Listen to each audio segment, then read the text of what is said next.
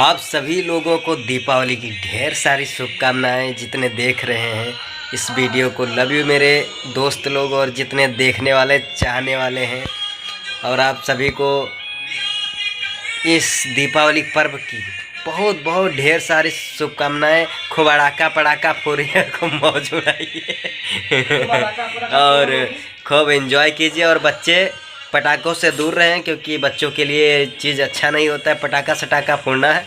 और अब बड़े लोग खेलिए कूदिए, बड़े लोग सिर्फ, और बच्चे। नमस्ते नमस्कार प्रणाम, कैसे आप लोग। हम आए आप सभी के मिथिलेश प्रेमी, और आज आप सभी लोगों को दीपावली की ढेर सारी शुभकामनाएं, और आपके परिवार को, आपके चाहने वालों को और आपके देखने वालों को बहुत बहुत हैप्पी दीपावली। और मेरा कल एक वीडियो रिलीज हो रहा है दीपावली के शुभ अवसर पे, सुबह एंजल म्यूजिक पे, सुबह 6 बजे। तो आप लोग उस वीडियो को देखी और ढेर सारा प्यार आशीर्वाद दी।